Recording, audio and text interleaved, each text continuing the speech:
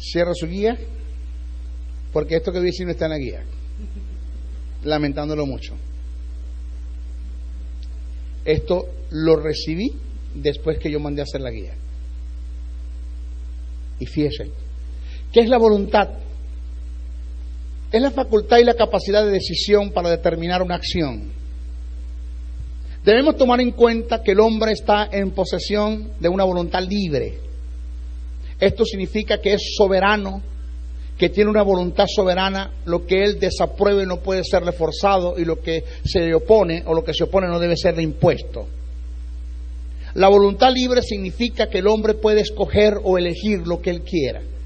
No es un juguete mecánico que otros hacen funcionar, no es una especie de marioneta o títere que otros dirigen, es responsable de todas sus acciones.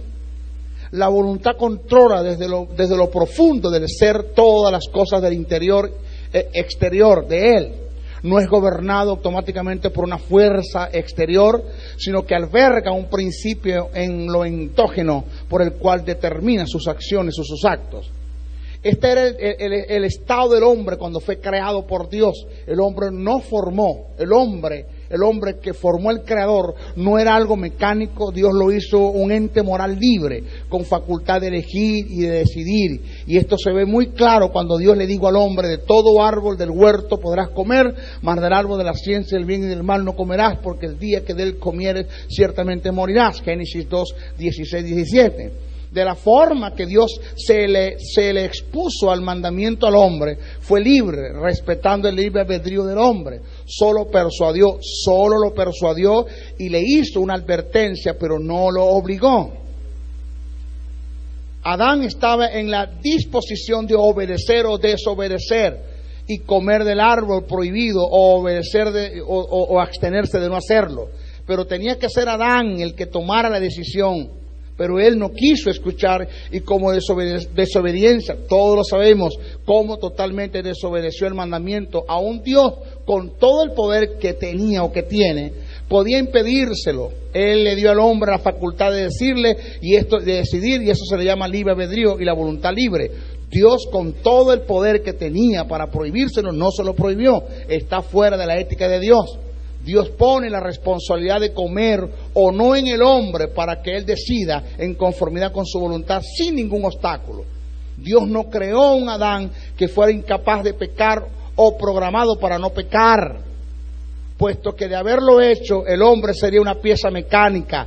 Dios le advirtió las consecuencias del pecado, producto de la desobediencia, dándole un mandamiento. Sin embargo, la responsabilidad de escuchar o no se hallaba en el hombre. Dios, a causa de su justicia, oído la ética de Dios, eso que dicen por allí, Dios todo lo puede. Perdóneme. En ninguna parte de la Biblia dice eso. Cuando la Biblia dice que Dios todo lo puede, estamos claros en lo que quiere decir que Dios todo lo puede, porque hay cosas que Dios no puede hacer. Dios no puede pecar, Dios no puede mentir, cosas que Dios no puede hacer. Dios no puede violar el libre albedrío de los hombres. Hermano, Dios es soberano. El término soberanía no tiene que ver con, no es aquello que le da a Dios el derecho de hacer lo que le da la gana. Dios, a causa de su justicia, no quería forzar al hombre a hacer lo que éste no quería hacer. Para que el hombre obedezca a Dios se requiere de la voluntad de hacer lo opuesto, que Dios nunca obliga. Él podía emplear varios medios para hacer que el hombre ceda a su voluntad, pero es la ética de Dios dejar que el hombre determine y haga su propia elección, porque de todo eso le tendrá que entregar cuentas a Dios. La voluntad es tan determinante en la vida de un hombre que la Biblia dice que Jesús tuvo que aprender la obediencia, cediendo a la voluntad. Ahora, fíjese esto, aunque era hijo, dice, por lo que padeció aprendió la obediencia, según Hebreos 5:8. Debemos tomar en cuenta que Jesús como verbo sabía lo que era la obediencia, pero no sabía lo que era obedecer. ¿Usted sabe que Dios sabe lo que es la obediencia? ¿Cuántos saben eso? ¿Cuántos saben que Dios sabe lo que es la obediencia? Pero Dios no sabe lo que es obedecer. ¿A quién obedece Dios? Pero el verbo tuvo que aprender a obedecer. ¿Por qué no sabe lo que es la obediencia? El verbo sabía lo que era la obediencia, pero no sabía lo que era obedecer. Tuvo que aprender la obediencia. ¿Aló?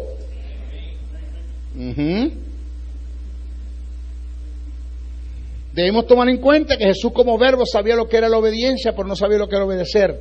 Eso fue lo que aprendió. al experimentar la obediencia, entregando la voluntad. Mateo 26, 39, 42, Marcos 14, 26, Lucas 22, 42. Mire lo que le voy a decir ahora, présteme atención. La voluntad de Jesús no es la voluntad de Dios. Usted me oye, la voluntad de Jesús no es la voluntad de Dios. Jesús cedió su voluntad a Dios, es otra cosa. Jesús pudo obedecer o desobedecer. Jesús dijo, Señor, que no se haga mi voluntad sino la tuya.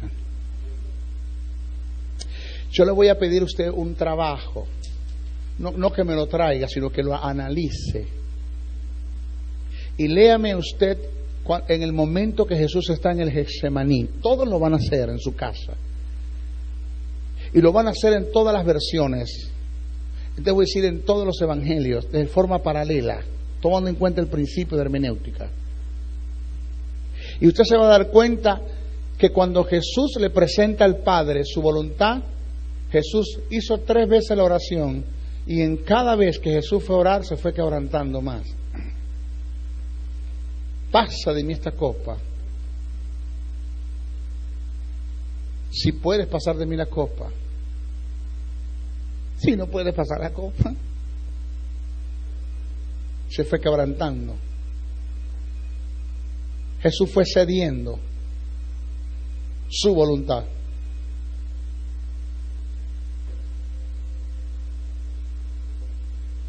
El obedecer, mis hijos, oiga esto. El obedecer es fácil cuando no se confronta la voluntad. Cuando no se pone en riesgo el abandono de lo que más deseas.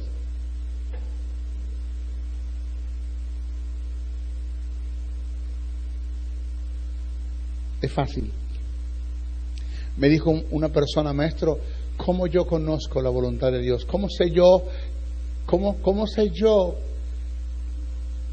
que la voz que estoy escuchando es la de Dios? Cuando esa voz que escucha te dice que haga lo que no quieres hacer y te dice que dejes de hacer lo que quieres hacer.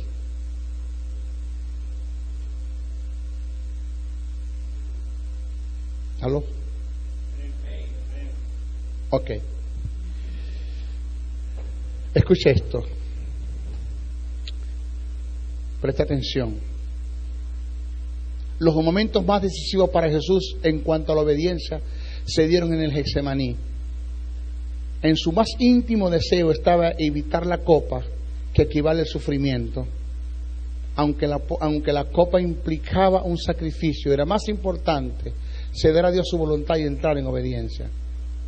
Por eso digo que el obedecer es fácil cuando no se corre en riesgo, cuando no se tiene nada que perder, cuando no hay nada a lo cual renunciar. Qué difícil es la obediencia que implica la entrega de la voluntad, renunciando a lo que más deseamos, a lo que más anhelamos y a lo que más queremos. La obediencia tiene valor. La obediencia tiene valor cuando se pierde todo para ganarlo a Él.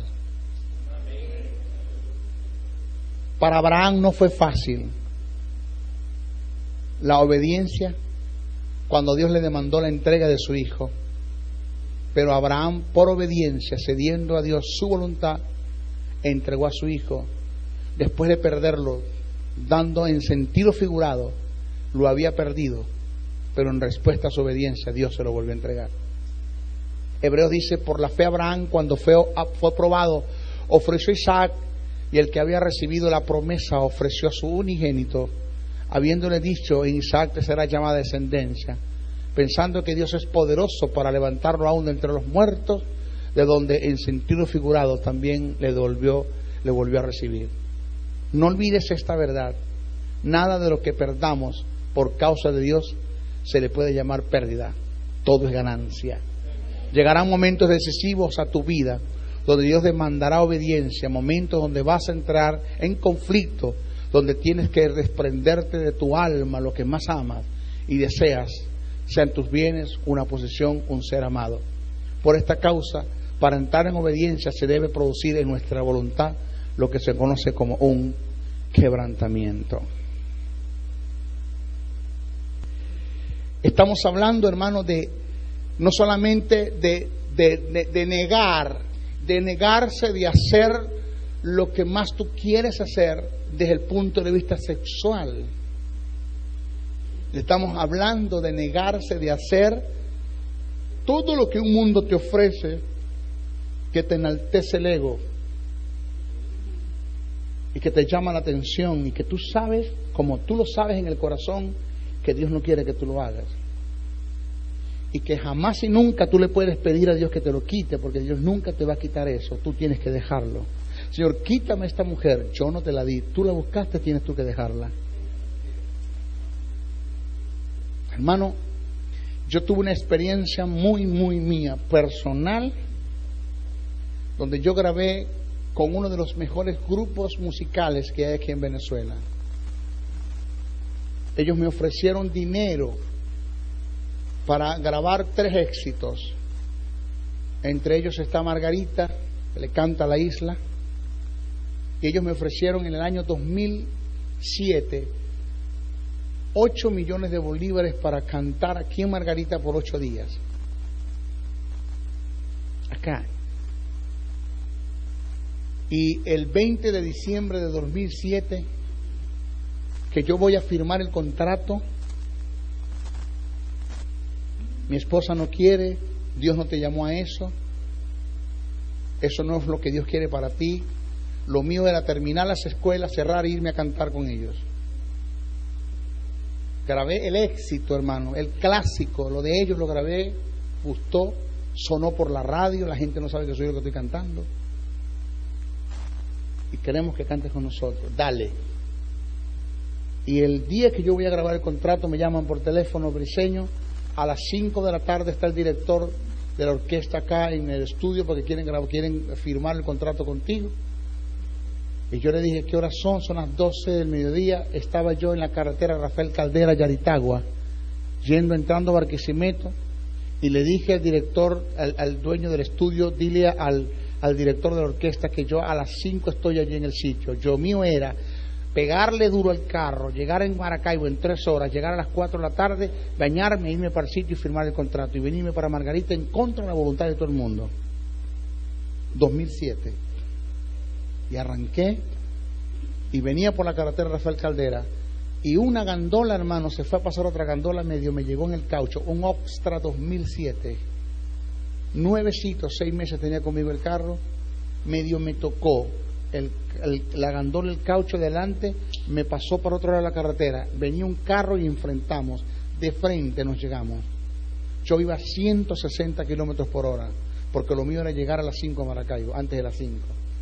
Y le di duro, fuerte. Cuando yo despierto, que yo desperté, estaba en el suelo tirado, los bomberos dándome golpe en el pecho. Despierto y estaban los fiscales, los bomberos, y vieron mi chapa, vieron el funcionario nuestro, es un inspector de tránsito, me enviaron inmediatamente para el hospital en Yaritagua, y de Yaritagua me desnudaron completico, todo, hermano, me quitaron toda la ropa, desnudo. Se me hizo una bolsa de agua acá y la doctora me sondeó y disparé el orine con sangre y dijo la doctora, se le desprendió la vejiga, hay que mandarlo por Barquisimeto y que operarlo de emergencia. Y me montaron en una ambulancia y la ambulancia iba, llegué a Barquisimeto, me bajaron de la ambulancia.